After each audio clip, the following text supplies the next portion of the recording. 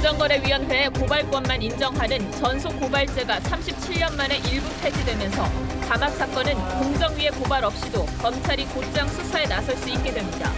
담합 감시가 강화되는 한편 자진 신고 위축과 검찰 비대화 우려도 나옵니다.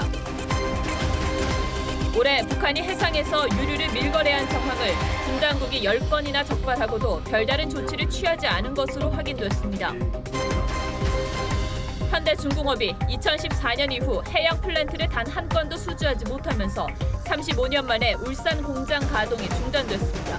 2만 4천 명에 이르는 하청업체 근로자들은 일자리를 잃었습니다. 태풍 쏠릭이 서쪽으로 방향을 이동하면서 모레 서해안을 거쳐 수도권을 관통할 것으로 예보됐습니다. 17명의 사상자를 낸 2010년의 곤파스와 경로가 유사해 정부는 비상 대비 체제에 들어갔습니다. 인천 남동공단의 한 전자부품 공장에서 불이 나 10여 명의 사상자가 발생했습니다. 경북 동화에서 70대 노인이 역충을 난사해 면사무소 직원 2명이 숨지고 주민 1명이 다쳤습니다. 상수도 문제로 이웃과 갈등을 겪고 민원 처리에 불만을 품어 범행을 저질렀습니다.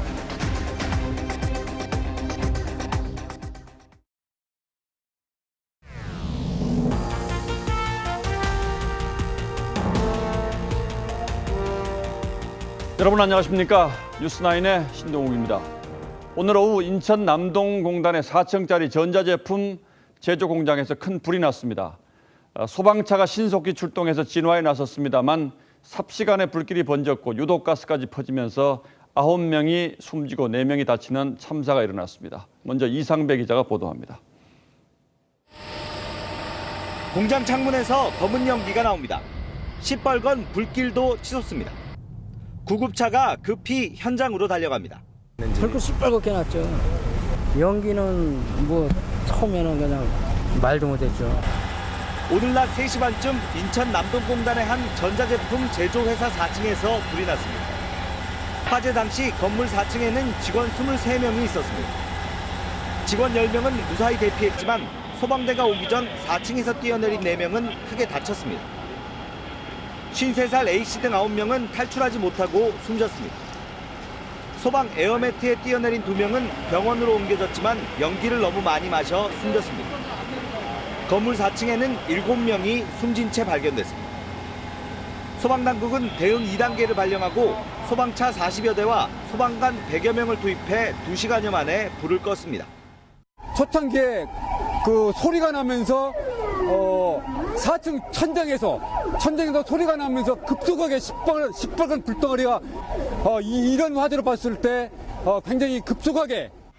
소방당국은 샌드위치 패널로 된 4층 제품 검사실에서 불이 난 것으로 보고 정확한 화재 원인을 조사하고 있습니다. TV조선 이상배입니다.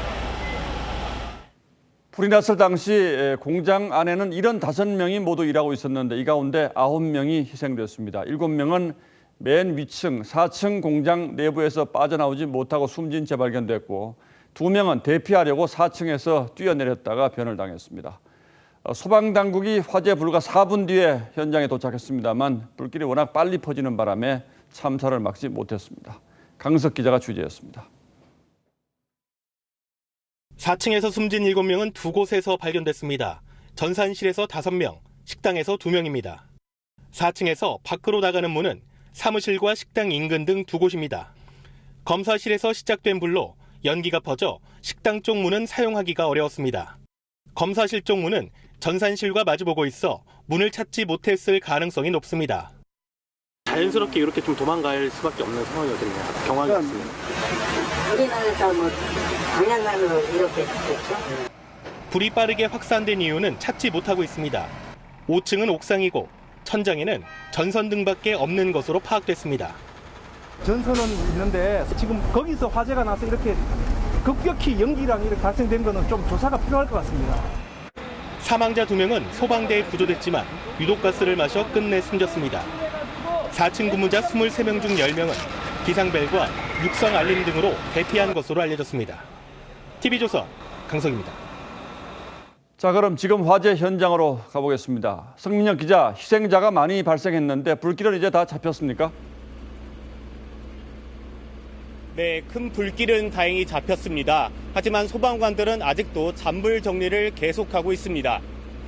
건물 안에서 미처 빠져나오지 못한 사람이 있는지 인명수색도 계속하고 있습니다.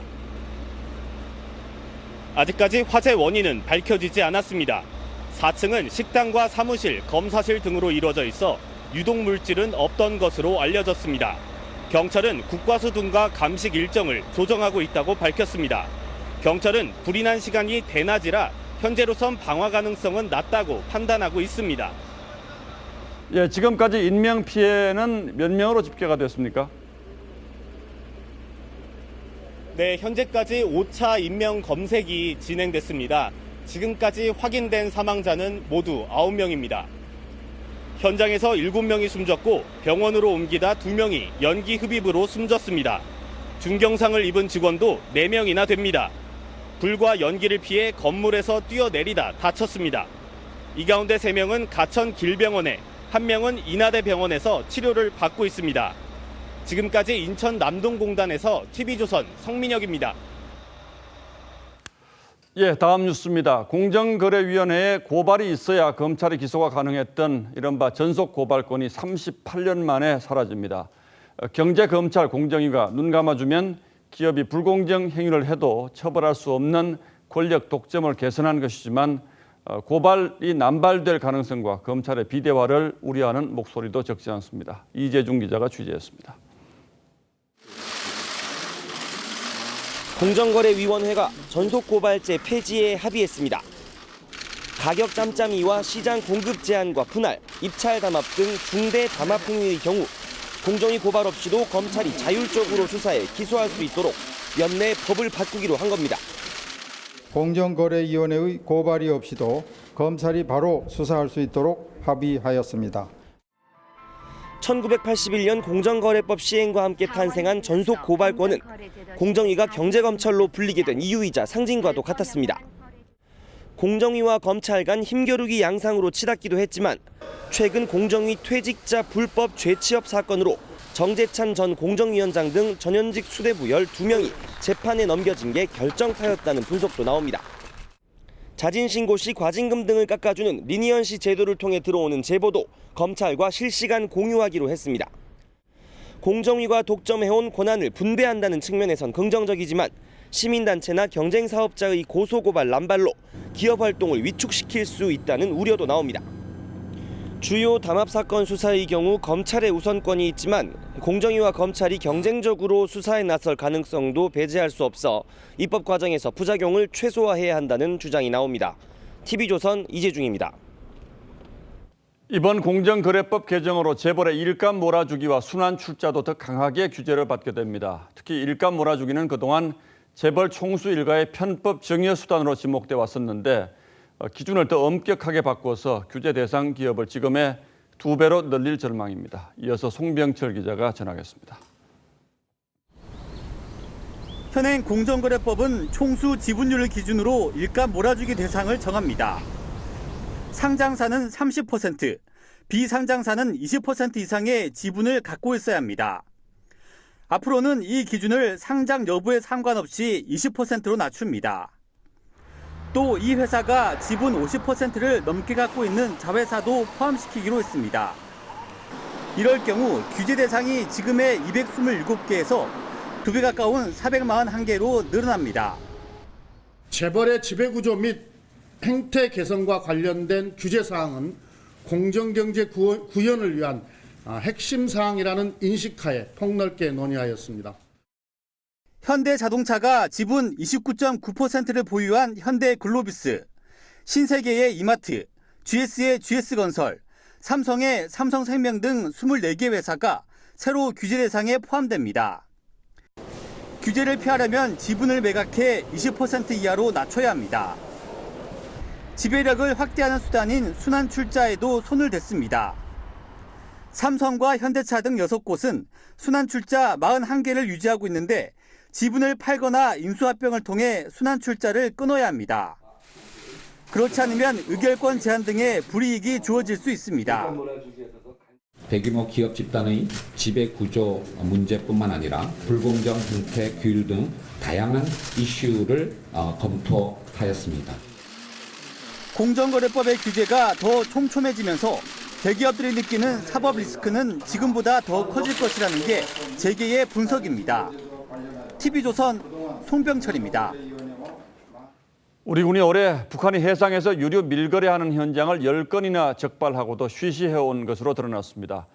관련 국가의 합의 때문이라는 게 국방부의 해명입니다만 미국과 일본은 그동안 북한의 유류 밀거래 적발 사실을 다 공개해왔습니다. 대체 어느 관련국을 얘기하는 건지 납득하기 어렵습니다. 이미지 기자가 단독 보도합니다. 선박 두 척이 나란히 붙어 있습니다. 제3국 선박이 북한 유조선에 기름을 옮겨 싣는 장면이라고 일본 자위대가 찍어 공개한 사진입니다. 우리 군도 지난 연말부터 북한의 해상 유류 환적 감시 활동을 벌이며 이 같은 증거 수집 활동을 해왔습니다. 지난 2월부터 7월까지 모두 10건을 적발했습니다. 작전이 진행되고 있고 그 작전 성과를 10여 차례 보고받은 적 있는 걸로 알고 있어요. 맞습니까? 그런 얘기에 대해서는 제가 비공개로 하든가 개인적으로 답변을 드리겠습니다. 미국은 올 1월부터 5월까지 모두 89건의 북한 유류 밀거래 적발 사실을 공개하기도 했습니다. 하지만 우리 정부는 관련국과의 합의 사항이라며 비공개 원칙을 지켰습니다.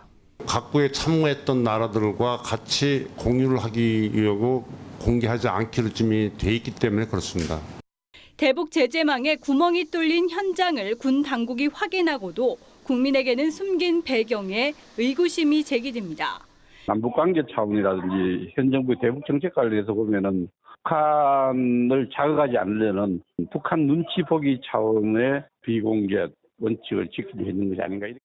북한은 밀수를 통해 연간 50만 배럴의 유류 수입 상한선을 위반한 것으로 의심받고 있습니다. TV조선 이미지입니다. 북한산 석탄 밀반입 문제도 여전히 의혹 덩어리입니다. 정부는 수입업체 단순 일탈로 결론을 내렸습니다만 이 업체가 국내 반입뿐 아니라 제3국으로 중개 무역을 해왔다는 주장이 나왔습니다. 국내로 들여온 북한 석탄은 수수료 명목으로 받은 것이어서 전체 거래량은 훨씬 클 것으로 추정되고 있습니다. 윤우리 기자입니다. 지난 10일 관세청은 국내에 반입된 북한산 석탄은 북한산 석탄을 중개 무역한 대가로 받은 것이라고 발표했습니다. 피해자들은 북한산 물품을 러시아를 경유하여 제3국으로 수출하는 중개 무역을 주선하면서 그 수수료 명목으로 석탄 일부를 취득했기 때문에 이 피해자들이 중개 무역으로도 다룬 북한산 물품 역시 북한산 석탄이었고 관세청은 이 사실을 알고도 추가 수사하지 않았다고 자유한국당 심재철 의원이 주장했습니다. 피의자들이 제3국으로 중개무역한 북한산 물품이 북한산 석탄임을 국세청 관계자로부터 확인했습니다. 심 의원은 관세청에서 쉬쉬한 탓에 유엔 보고에서도 누락이 됐다고 주장했습니다. 김영문 관세청장은 관세청이 기소한 4건은 유엔 보고가 이뤄졌다고 해명했습니다. 심 의원은 피의자들이 수수료로 받은 석탄이 시가 60억 원에 달하는 3만 3천 톤에 달하는 만큼 제3국에 중개 무역한 석탄은 훨씬 큰 규모라고 주장했습니다. TV조선 윤우리입니다. 이런 가운데 우리 정부가 남북 연락사무소 설치를 두고 미국과 계속 협의 중이지만 흡족할 만한 반응을 얻지 못했다고 강경화 외교부 장관이 말했습니다. 연락사무소 설치에 대한 미국의 우려를 우리 당국자가 처음으로 인정한 발언입니다. 보도에 장용욱 기자입니다. 국회 출석한 강경화 외교부 장관은 남북 연락사무소 설치가 대북 제재 위반이 아니라는 정부 입장을 되풀이했습니다. 이 남북 공동사무소는 그런 목적에 전혀 위배되지 않는다 하는 점을 미국과 계속 의견을 교환하고 있습니다. 남북 연락사무소에 공급하는 전기와 물자는 핵에 유용될 가능성이 없기 때문이라고 설명했습니다. 강 장관은 그러나 미국이 연락사무소 설치에 아직 동의하지 않았다는 점을 시인했습니다. 지속적으로 설명하고 있습니다만 아직까지 미측으로부터 그런 흡족할 만한 반응이 안 나온 거에 대해서는 계속 더 설명할 부분이 있기 때문이 아닌가 청와대와 정부는 그동안 남북 연락사무소 설치에 한미 간 긴밀히 협의 중이라며 미국도 이해를 표명했다는 입장이었습니다. 미국 행정부의 우려가 언론을 통해 전해졌을 때도 미국 일부의 시각이라고 했습니다. 강 장관은 북한의 비핵화 조치에 대해서도 미국과 인식 차이가 있음을 언급했습니다. 미국 측은 아직 비핵화 관련해서 북한의 실질적인 조치가 없다는 것에 대해서 대한민국 정부 외교부에서도 입장을 같이 하고 있습니까? 미국과 우리가 그 완전한 인식의 일치가 있을 수는 없다고 생각합니다. 미국은 그동안 남북 관계는 비핵화와 보조를 맞춰 진전돼야 한다는 입장을 되풀이해 왔습니다. TV조선 장용욱입니다. 지금부터는 최근 논란이 되고 있는 경제 문제를 좀 살펴보도록 하겠습니다. 김동연 경제부총리가 오늘 이런 시간 안에 일자리 사정이 나아질 것 같지 않다라고 말했습니다. 그리고 결과에 대한 책임은 자신이 지겠다고도 했습니다.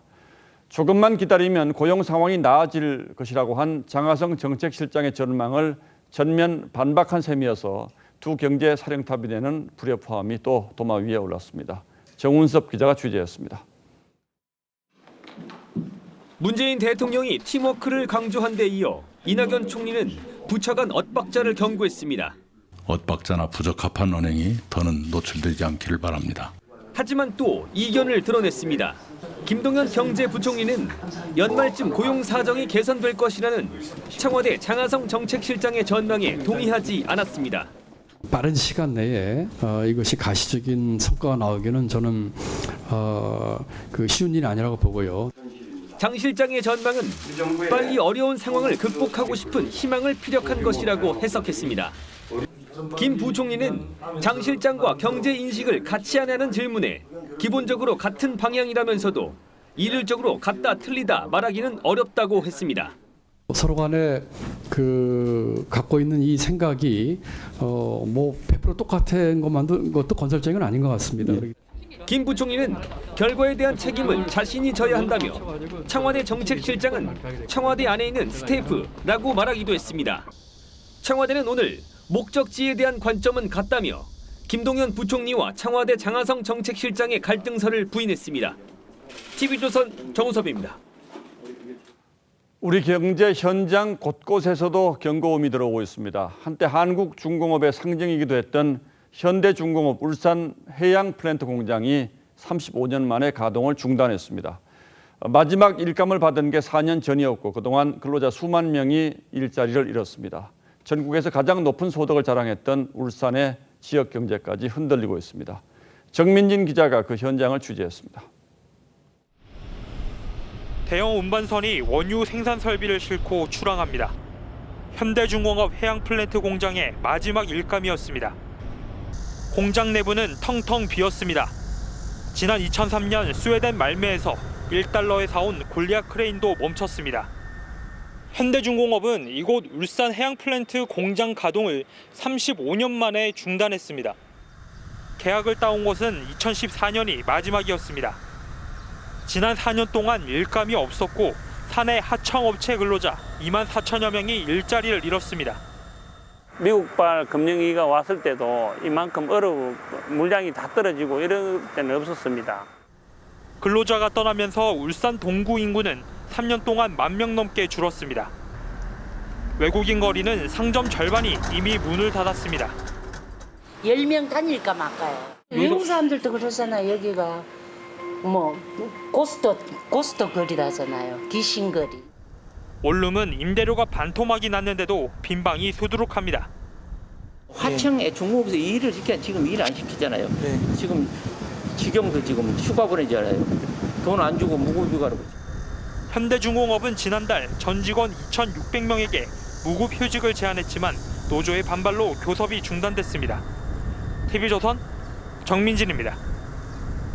그런가 하면 최저임금 인상에 항의하는 자영업자들은 릴레이 거리 시위를 벌이고 있습니다. 어제 외식 자영업자들이 나선 데 이어서 오늘은 편의점을 운영하시는 분들이 거리로 나섰습니다.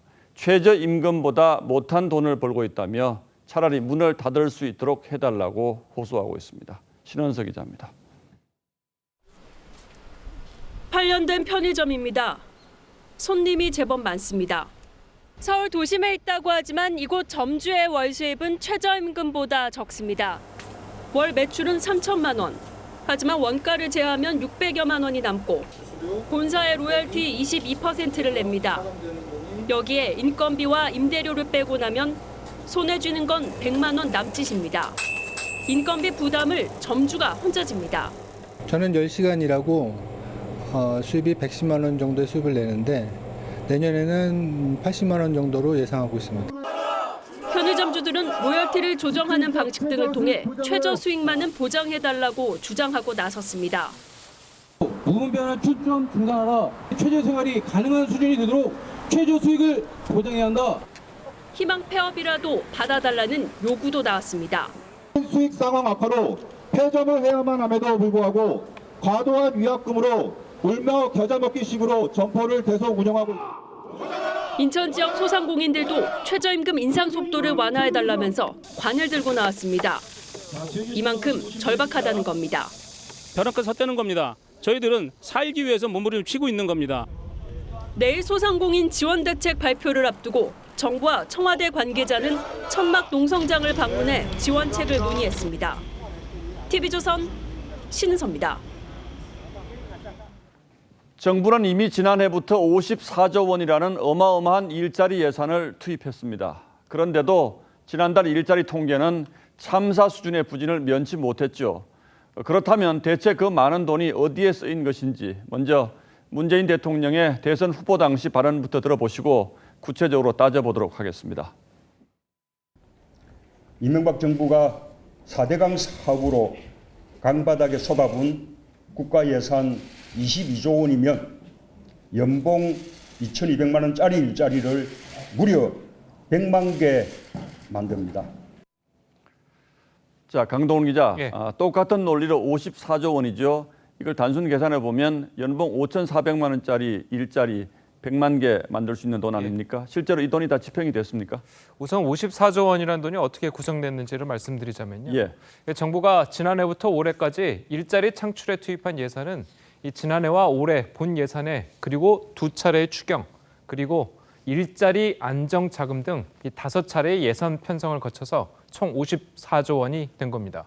자, 이 중에서 지금까지 지출된 비용은 42조 6천억 원 정도입니다. 구체적으로 이 돈은 어디에 쓰였습니까?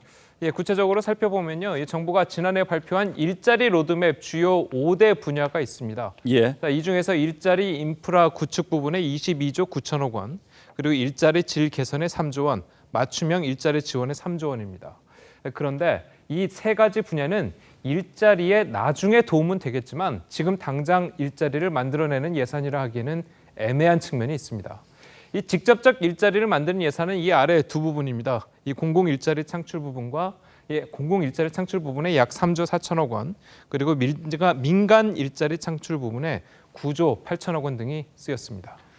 일자리 인프라 구축이라든지 일자리의 질 개선 이런 건 뭐 강 기자도 얘기한 것처럼 예.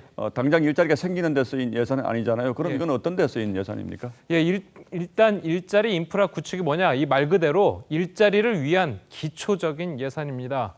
이 직접적인 일자리 개수를 늘리기엔 도움이 되지는 않는 거죠.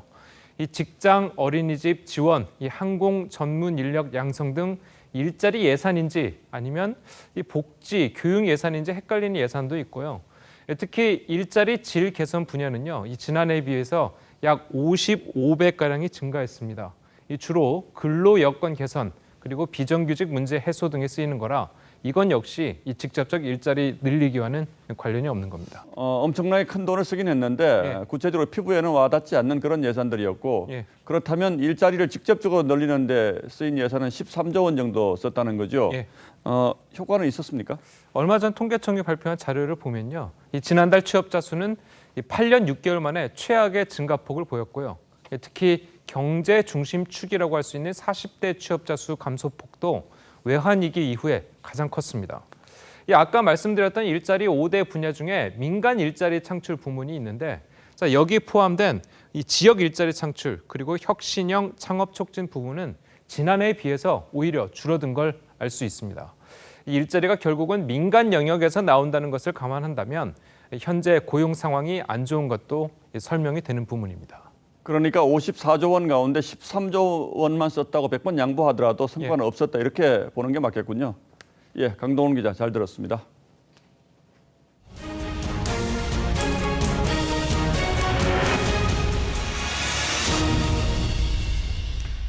네, 태풍 소식 전해드리겠습니다. 19호 태풍 쏠릭이 일본 남쪽 해상에서 한반도를 향해 올라오고 있습니다. 보시는 것처럼 태풍의 눈이 뚜렷하게 보일 만큼 태풍 세력을 강하게 키웠는데요. 문제는 진로입니다. 당초 예상보다 서쪽으로 방향을 틀면서 서해안을 거쳐 수도권을 관통할 가능성이 높아졌습니다. 이 경로는 2010년 태풍 곤파스와 아주 비슷한데요.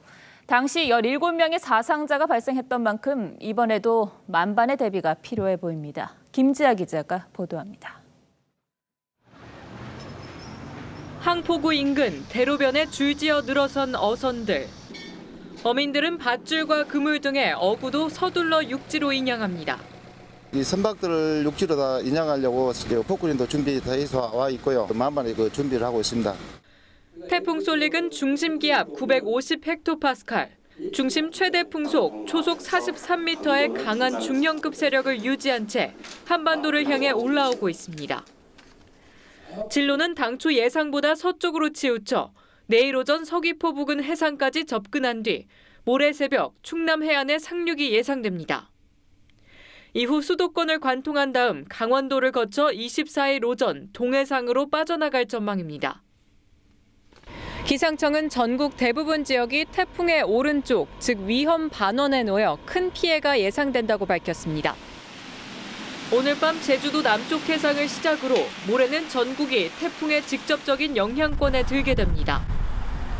금요일까지 강한 바람과 함께 제주도 산지와 남해안 부근에는 400mm 이상의 비가, 전국적으로도 최대 250mm의 비가 내릴 전망입니다.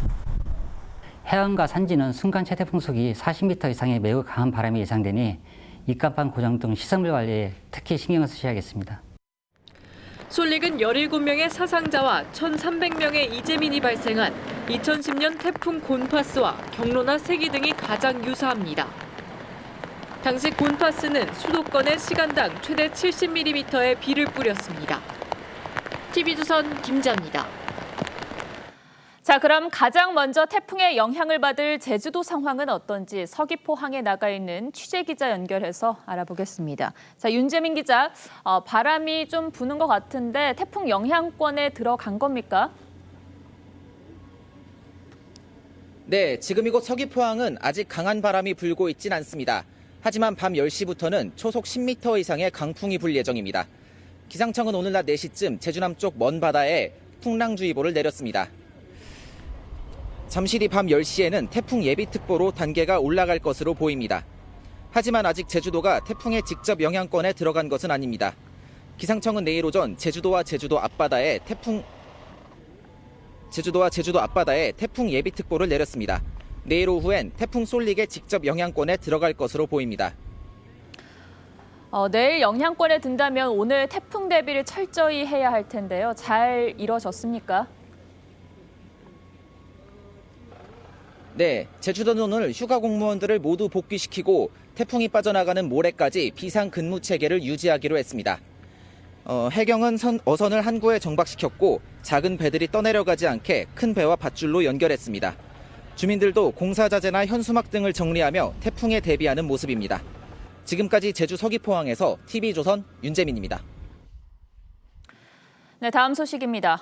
경북 봉화의 한 시골 마을에서 70대 노인이 2차례나 엽총을 난사했습니다. 이 총에 맞아 면사무소 직원 2명이 숨지고 주민 1명이 크게 다쳤습니다. 물 문제로 다툰 것이 화근이었습니다. 이심철 기자입니다. 경북 봉화군의 한 면사무소입니다. 유리창에 구멍이 났습니다. 오늘 아침 9시 반쯤 77살 김모 씨가 민원실에서 엽총 4발을 쐈습니다. 민원이 제대로 해결되지 않는다는 이유입니다. 민원실 직원 48살 손모 씨와 38살 이모 씨가 총에 맞아 숨졌습니다. 들어오자마자 손들어 그거 바로 당겼다니까. 제가 지금 그래 4명이서 잡았어 직원들하고 그분하고. 김 씨는 면사무소에 오기 전 이웃 48살 임모 씨에게도 엽총을 쐈습니다. 3발을 쏴 임 씨가 크게 다쳤습니다. 사격 자세로 정조준을 하길래 딱 돌아서는데 쏘더라고요. 그리고 피해 가는데도 연속으로 3방을 쐈는데 김 씨는 오늘 아침 파출소에서 농장의 새를 쫓겠다며 엽총을 받았습니다. 경찰 조사 결과 김 씨는 2년 전부터 마을 공동 상수도 비용 부담 문제로 이웃과 다퉜습니다. 한 주민은 지난달 30일 김 씨가 평소 흉기도 휘둘렀다며 엽총을 내주지 말라고 경찰에 요청했습니다. 하지만 경찰은 범죄 가능성이 낮다며 규정에 따라 엽총을 내줬습니다. 진정서가 신호된 것도 있고 제가 이렇게 조사한 것도 있고 그 결과로서 이제 우리가 총기를 계속 자기가 이제 보관해주는 원하는데 사용하기 위해서 보관해주는 원하는데 그걸 계속 가지고 있을 수는 없어요. 물 부족 때문에 일어난 이웃끼리 다툼이 살인으로 번지고 말았습니다. TV조선 이심철입니다. 이번엔 강원도의 한 시골 마을에서 노인들이 충격적인 범행을 저질렀습니다. 같은 마을에 사는 20대 지적장애 여성을 노인 7명이 수년 동안 성폭행했습니다.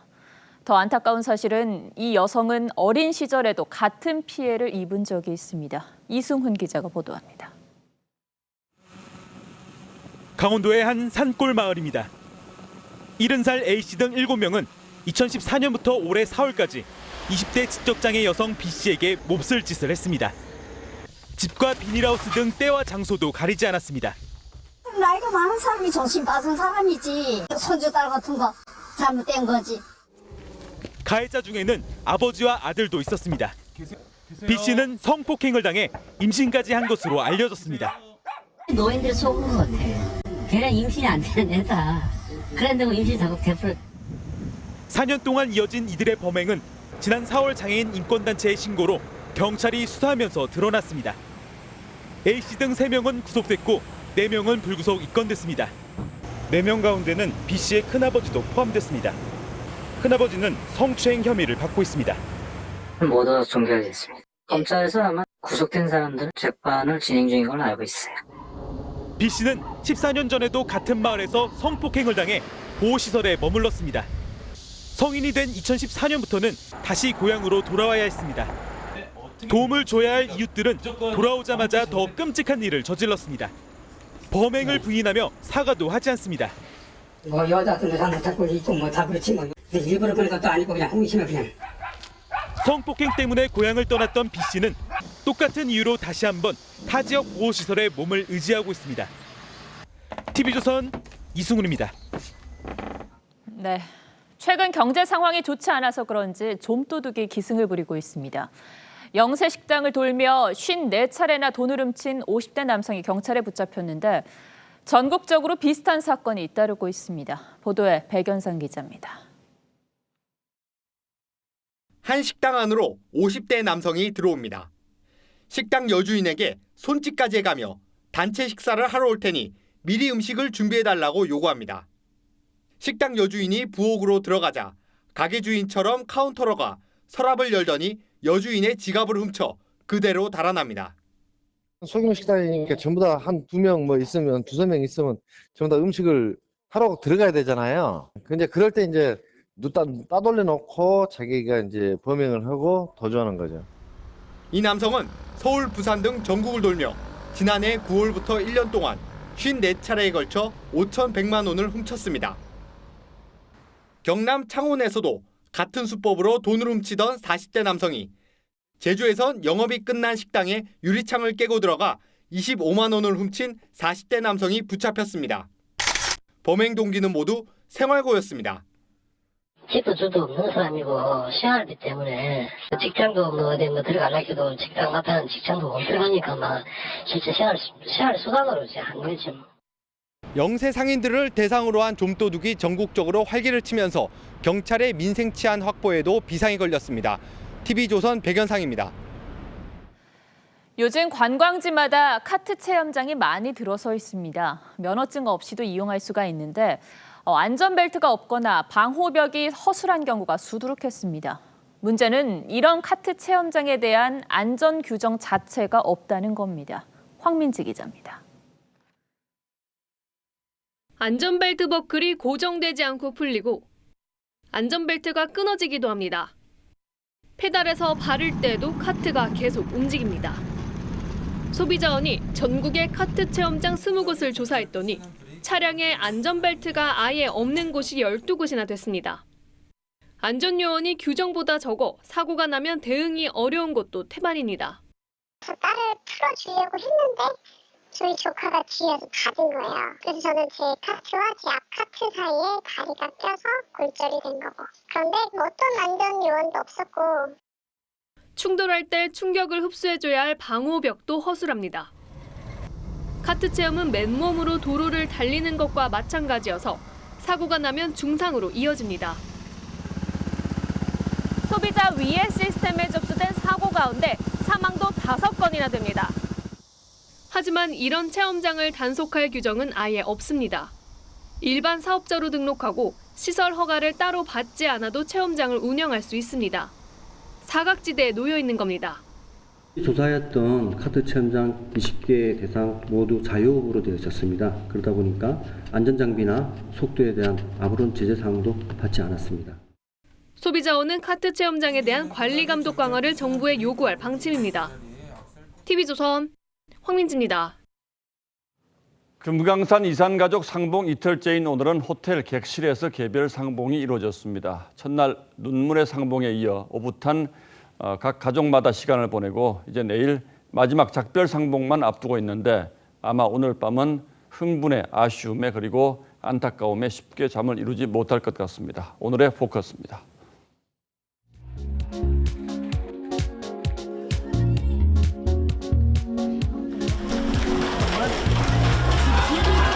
누구 만나러 오신 거예요? 아들. 아드님 얼굴은 좀 기억이 나세요? 안 나요. 4살인데 어떻게 나? 92살 노모는 70 넘은 아들을 금세 알아봤습니다.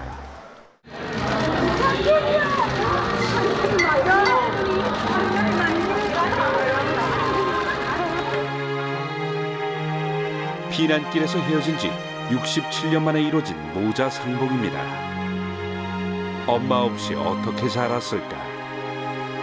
모자는 이것저것 묻고 또 묻습니다. 86살 조혜도 할머니도 구순이 다 된 언니를 부둥켜 안고 오열했습니다. 너무너무 감사하고 너무 고마워. 언니 너무 고생했지. 고왔던 언니 얼굴에는 주름이 깊게 패였습니다. 유난히 예뻐했던 여동생을 만난 신재천 할아버지. 동생 금순이가 보고 싶을 때마다 노래를 불렀답니다.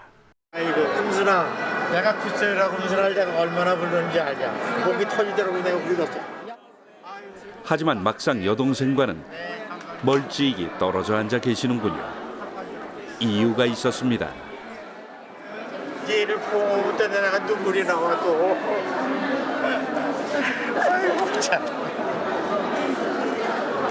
내가 호흡을 안 하려고 그랬어. 근데 얘를 또 만나면 내가 또 울게 됐네. 생소한 땅에 가서 같이 산 세월보다 떨어져 지낸 세월이 몇 곱절 많은 터라 기억을 더듬는 데엔 사진만한 것이 없겠죠. 피난 갈 때 사진 하나 못 가지고 가서 이런 게 없으니까. 여기 나고 여기 네가 여기 물속에 있을 때 뱃속에 들어있었을 거야. 상봉 이틀째. 가족들은 각 호텔 객실에서 오붓한 개별 상봉 시간을 가졌습니다. 점심에는 도시락이 배달됐습니다. 식사하겠습니다. 이산 가족끼리 방에서 개별 식사를 하는 건 이번이 처음입니다. 그래서였을까요? 오후에 진행된 두 번째 단체 상봉 때는 한층 더 가까워진 모습이었습니다.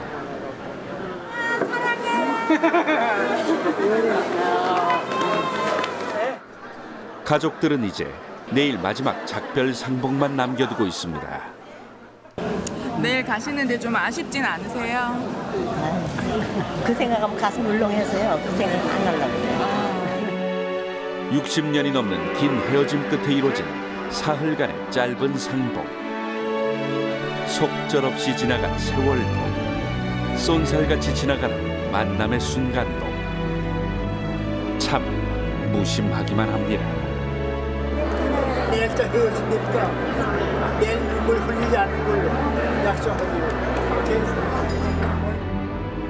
뉴스9 포커스였습니다. 예, 새 헌법재판소 재판관의 진보 성향의 변호사 단체인 민변 회장을 지낸 이석태 변호사와 이현애 서울가정법원 수석 부장판사가 내정됐습니다. 대법원에 이어서 헌법재판소도 진보 색채가 뚜렷해질 전망입니다. 김태훈 기자가 취재했습니다. 김명수 대법원장은 새 헌법재판관으로 이석태 변호사와 이은혜 서울가정법원 수석부장판사를 내정했다고 밝혔습니다. 다음 달 19일 임기가 끝나는 이진성 헌법재판소장을 포함한 5명의 헌법재판관 중 대법원장 추천 몫인 2명을 지명한 겁니다. 이 변호사는 진보 성향의 변호사 단체인 민변 회장과 참여연대 공동대표, 세월호 참사 특별조사위원장 등을 지냈습니다.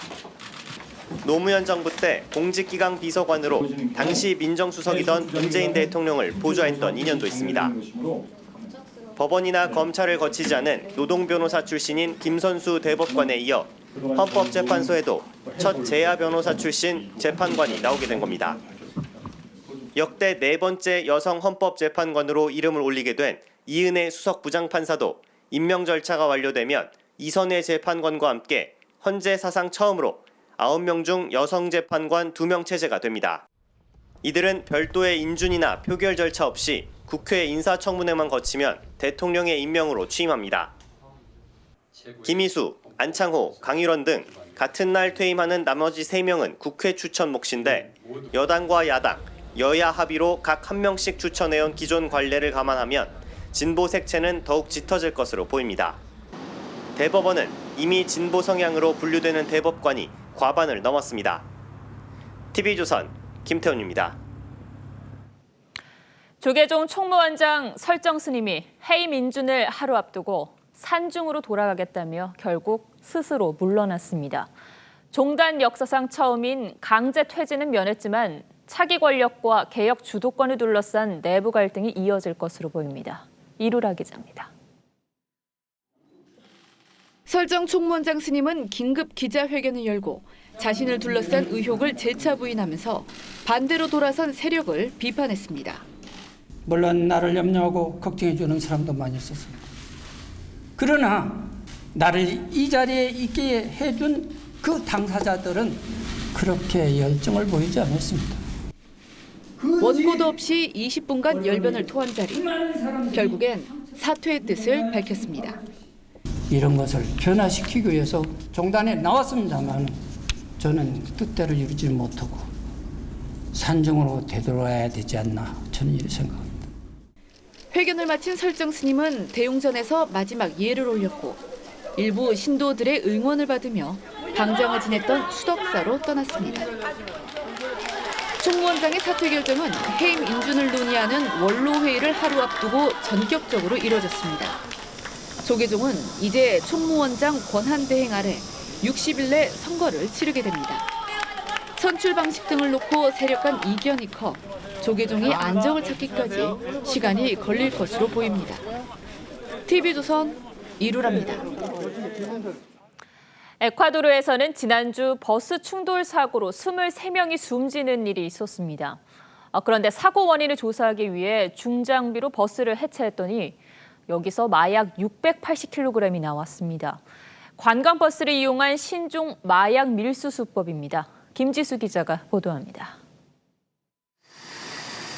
에콰도르 수도 키토 인근의 고속도로.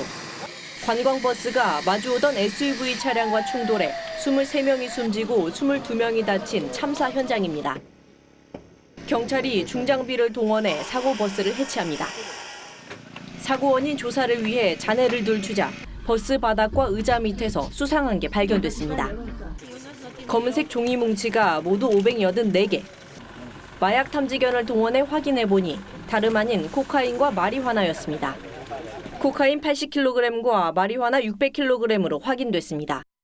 Lo cual significa 1.274.000 dosis que en el mercado ascendería a 1.737.000 dólares. 경찰 조사 결과 관광버스로 위장한 신종 마약 밀수 수법으로 드러났습니다. 마약 밀수 조직은 콜롬비아 노동자들에게 에콰도르를 경유하는 페루 공짜 여행을 제안한 뒤 이 버스에 타도록 유도했습니다. 공짜 관광을 빌미로 마약을 실어 날라 중남미 일대에 유통시킬 목적인 걸로 드러났습니다. 경찰은 이번 밀수에 연루된 6명을 체포했으며 암약 중인 마약 밀수 조직 검거에 주력하고 있습니다. TV조선 김지수입니다.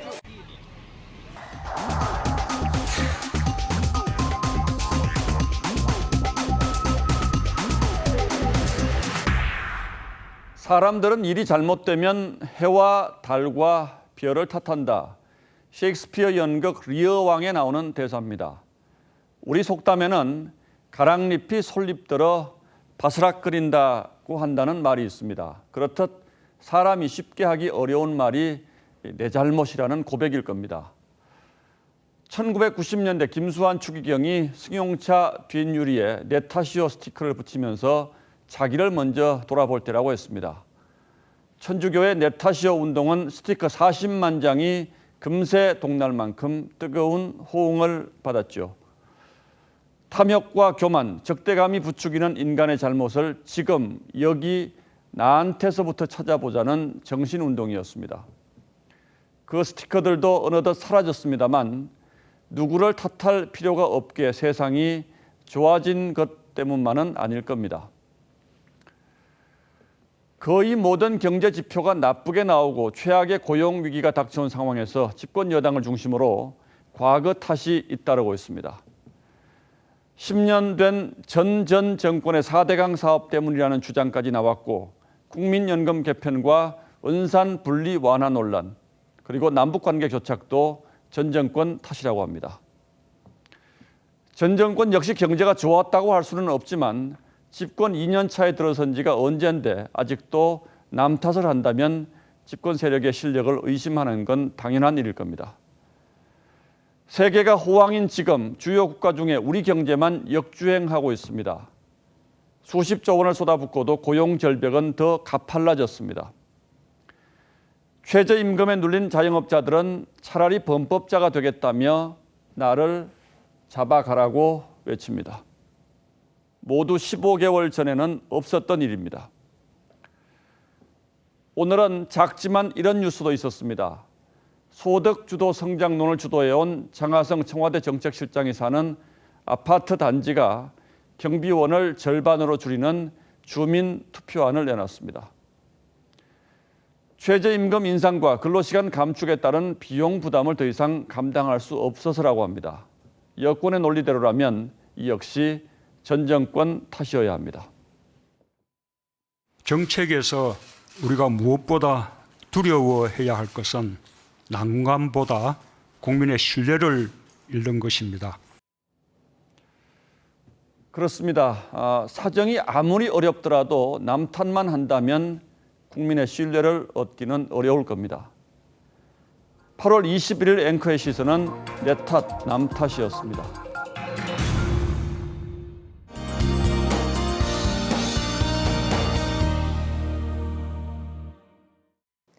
네, 태풍 쏠릭이 한반도를 향하고 있습니다. 2012년 카눈 이후 6년 만에 수도권을 통과하는 만큼 철저한 대비가 필요합니다. 현재 태풍은 일본 가고시마 해상에서 빠르게 북상하고 있는데요. 내일 오후 제주 부근 해상까지 올라와 밤사이 서해상을 지나겠고요. 모레는 수도권 내륙을 통과해 금요일 속초 부근 해상으로 빠져나갈 것으로 보입니다. 때문에 태풍특보가 내려지겠습니다. 밤사이 제주 해상, 내일 오전 제주도에 내려지겠고요. 내일 오후에는 남부와 남해상, 모레 오전에는 중부와 서해상, 또 오후에는 동해상에 내려질 것으로 보입니다. 최대 풍속 초속 40m의 강풍이 불겠고요. 비가 시작되는 시점은 내일 아침 제주도, 내일 밤 남해안, 또 모레는 전국에서 내릴 것으로 전망됩니다. 특히 남해안 지리산 부근은 모레까지 최고 400mm, 서울 경기 지역도 100mm의 폭우가 예상되고 있습니다. 이 예상 일기도 보시면 일단 내일 오전까지는 한반도 내륙 크게 영향을 받지는 않겠습니다. 여러 가지 점검은 내일 오전까지 해두시고요. 비바람이 강해지면 꼭 실내에 계시기 바랍니다. 또 폭염과 열대야는 내일까지 이어질 것으로 보입니다. 금요일까지는 태풍의 영향으로 전국 곳곳에 비가 올 전망입니다. 기상정보였습니다. 예, 화요일 뉴스9 모두 마치겠습니다. 시청해주셔서 고맙습니다.